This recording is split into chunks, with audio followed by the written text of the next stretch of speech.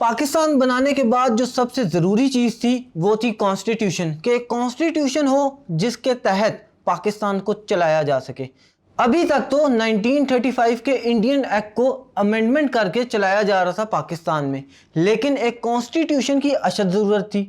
اس کے لیے کمیٹیز بنائی گئیں جو کہ کانسٹیٹیوشن لے کر آئیں گی، لیکن کانسٹیٹیوشن جو ہے وہ اس حد تک کامیاب ابھی تک نہیں ہو سکا، کیونکہ کانسٹیٹیوئنٹ اسمبلی بنتی تھی، ٹوٹتی تھی، کانسٹیٹیوشن پہ اتنی زیادہ توجہ نہیں دی جا سکی، اور بہت سے پرابلم تھے جس کی بنا پر کانسٹیٹیوشن فریمنگ جو ہے وہ اگنور ہوتی رہی۔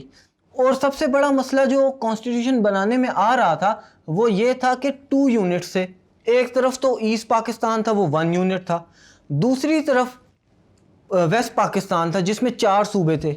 اب وہ ایک صوبہ تھا، یہاں پر 4 صوبے تھے، تو اس کو حل کرنے کے لیے پہلے یہ کیا گیا کہ 1 یونٹ بنایا گیا، 1 یونٹ ایسٹ پاکستان اور 1 یونٹ ویسٹ پاکستان، جو آج موجودہ بنگلہ دیش ہے اور جو آج موجودہ پاکستان ہے، ان دونوں کو ایک ایک یونٹ کہا گیا، تو اس کو کہتے ہیں 1 یونٹ۔ یہ بنایا تو کچھ حد تک مسئلہ آسان ہوا۔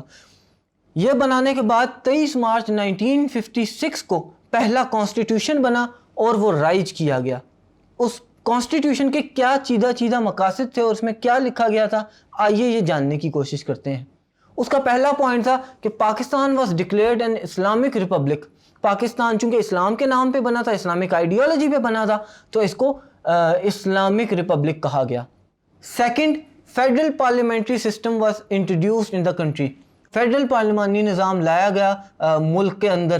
اس کا تیسرا پوائنٹ یہ تھا کہ it was افرمڈ that sovereignty belongs to Almighty Allah. Exercise of power would be through the elected representatives of people.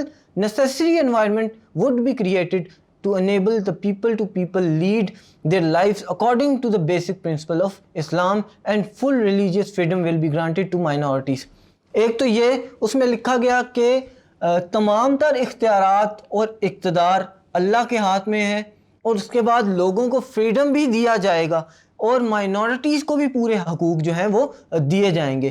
Citizens were given full civic rights to lead a prosperous life and utilise their faculties, یعنی citizens کو پورے rights دیے جائیں گے، minorities ہیں، majority ہے کوئی، تو اس کو بھی پورے حقوق دیے جائیں گے اس مملکت کے اندر۔ اس کا ایک اور پوائنٹ یہ تھا کہ it was guaranteed that the judiciary would work independently and security of the service would be ensured of ججز، یعنی جو ججز ہوں گے ان کو پورے سیکیورٹی دی جائے گی، اور اس سیکیورٹی کے بعد ان کو یہ چاہیے کہ جوڈیشری جو ہے انڈیپینڈنٹلی ورک کرے، کسی کے پریشر میں نہ آئے، اور جو وہ فیصلے دیں وہ آزادانہ ہوں، کسی کے پریشر میں آ کر وہ فیصلے نہ دیں۔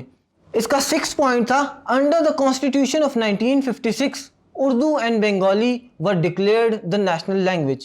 اس وقت چونکہ پاکستان 2 حصوں میں تھا، ایسٹ پاکستان، ویسٹ پاکستان، اس طرف کافی زیادہ لوگ جو ہیں وہ کافی ریس اور ایتھنیسٹی کے تھے، دوسری طرف جو ہے بنگالی زیادہ بستے تھے، یہاں اردو سپیکنگ زیادہ تھے، لہٰذا دونوں کی جو ہے دونوں کو کیٹر کرنا تھا، تو بنگالی اور اردو دونوں کو جو ہے وہ یہ نیشنل لینگویج کا درجہ دیا گیا۔ ایک اور چیز کانسٹیٹیوشن میں یہ تھی کہ constitution of 1956 was prepared in written form.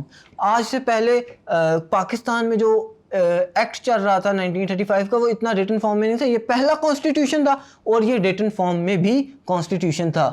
اب یہ اس کانسٹیٹیوشن کے آپ نے چیدہ پوائنٹس جانے، لیکن 9 سال اور 2 مہینے کی جد و جہد کے بعد یہ کانسٹیٹیوشن بنایا گیا تھا، جو چلا صرف اور صرف 2 سال اور 7 مہینے۔ اس کے بعد یہ کانسٹیٹیوشن جو ہے اس کو ایبروگیٹ کر دیا۔ ایبروگیٹ کس نے کیا؟